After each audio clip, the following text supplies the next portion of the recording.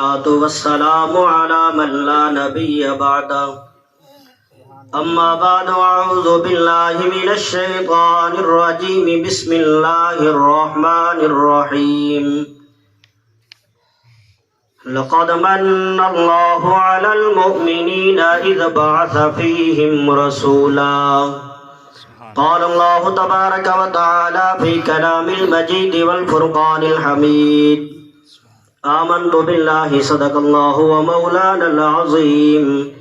وبلغنا رسوله النبي الكريم ونحن على ذلك لمن الشاهدين والشاكرين والحمد لله رب العالمين يا رب صل وسلم دائما أبدا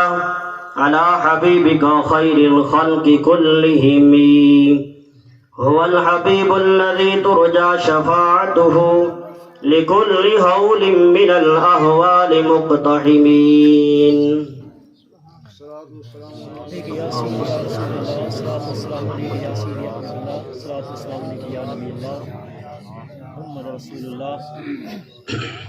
انتہائی واجب الاحترام قابل ست تعظیم و تکریم دوستوں، آج میرے لیے بہت ہی بڑی خوش قسمتی کی بات ہے کہ پیر طریقت رہبر شریعت سید السادات فخر السادات حضرت مولانا سید احمد شاہ صاحب آستانہ عالیہ بنوالا شریف، ان کی موجودگی میں مجھ جیسے ادنا غلام کو نبی علیہ الصلاۃ والسلام کی شان پر تھوڑی دیر کے لیے گفتگو کرنے کی سعادت حاصل ہو رہی ہے۔ اس کے علاوہ میاں راشد ملکو کا صاحب وہ بھی تشریف فرما ہے، اور میرے بہت ہی مربی حضرت علامہ قاری شبیر احمد نقشبندی صاحب، اور قابل صد ذی وقار دوستوں، اللہ رب العزت نے آپ علیہ الصلاۃ والسلام کو سب سے زیادہ شان و مقام سے نوازا ہے۔ میرے پیغمبر ایسی شان و مقام والے ہیں کہ جس کی تعریف خود خدا نے کی ہے، جس کے ثناخواں فرشتے ہیں، جس کی مدح سرائے کائنات کی ایک ایک چیز ہے۔ ایسے شان و مقام والے پیغمبر اللہ نے ہمیں عطا کیے ہیں۔ ایسے شان و مقام والے نبی کی امت میں اللہ نے ہمیں پیدا کیا ہے۔ میرے معزز سامعین، میں تو کہا کرتا ہوں نبی علیہ الصلاۃ والسلام کی شان و مقام کے حق کو کوئی بیان نہیں کر سکتا۔ میں کہا کرتا ہوں ساری دنیا کے سمندروں کی سیاہی بنا دی جائے اور پوری دنیا کے درختوں کی کلمے بنا دی جائے، ساری دنیا کے درختوں کو کاغذوں کو اور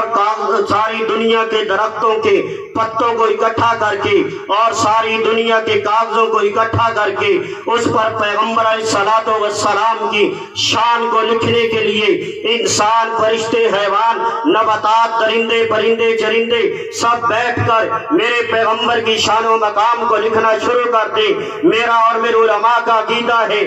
کروڑوں قیامتیں برپا ہو سکتی ہے، کلمے گس کر ختم ہو سکتی ہے، سمندر کی سیاہی ختم ہو سکتی ہے، لیکن اللہ کے پیغمبر علیہ الصلاۃ والسلام کے زلفوں کے بال کی ایک شان کو بھی مکمل نہیں کر سکتے۔ اس لیے تو کسی شاعر نے اپنے انداز میں یوں کہا تھا، جس نے اللہ کے پیغمبر علیہ الصلاۃ والسلام کے شان و مقام میں ساری زندگی اشعار لکھتے رہے، آخر میں وہ بھی یہ کہنے پر مجبور ہو گیا، تھکی ہے فکر رسا مدح باقی ہے، قلم ہے آبلہ پا مدح باقی ہے، ورق تمام ہوا مدح باقی ہے، تمام عمر لکھا مدح باقی ہے۔ سبحان اللہ، سبحان اللہ۔ گرامی قدر سامعین،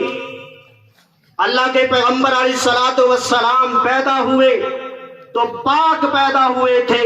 ہر عیب سے پاک اور منزہ پیدا کیے گئے۔ میرے معزز سامعین، جب میرے پیغمبر دنیا میں تشریف لائے تو کسی دائی کو نہلانے کی ضرورت نہیں تھی اور کسی نائی کو حجامت کرنے کی بھی ضرورت نہیں تھی۔ جب اللہ کے پیغمبر علیہ السلام کی والدہ حضرت اماں آمنہ سلام اللہ علیہ فرماتی ہے، میں نے جب غور سے دیکھا میرے بیٹے نبی علیہ السلام کے بالوں میں تیل بھی لگا ہوا تھا، کنگھی بھی کی ہوئی تھی، آنکھوں میں سرما بھی لگا ہوا تھا۔ کون ہے جو میرے پیغمبر کے شان و مقام کا مقابلہ کر سکے؟ اور تمہیں کس نے کہہ دیا کہ نبی ہم جیسا ہوتا ہے؟ میرے پیغمبر نے خود فرمایا ہے، ایکم مثلی، کون ہے جو میرے مقابلہ کر سکے؟ کوئی مائی کا لال دنیا میں ایسا پیدا ہوا ہی نہیں، کسی ماں نے ایسا جنا ہی نہیں ہے، اور میرے رب نے ایسا پیدا کیا ہی نہیں ہے جو میرے پیغمبر کے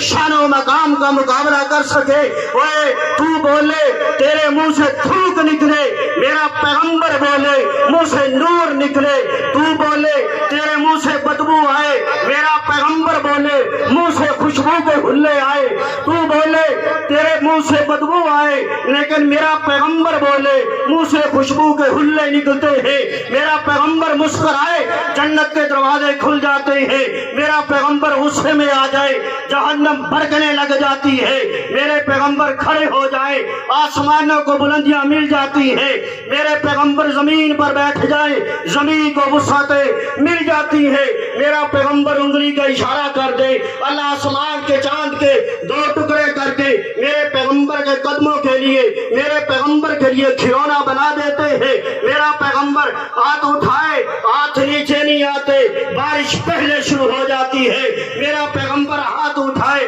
حضرت ابو ہریرہ کی والدہ کی ہدایت کے لیے، ہاتھ نیچے نہیں آتے، ہدایت پہلے مل جاتی ہے۔ میرا پیغمبر اشارہ کرے آسمان پر بادل گھومتے ہوئے نظر آتے ہیں۔ میرے پیغمبر کا لعاب اگر حضرت صدیق اکبر کی ایڑی کو لگ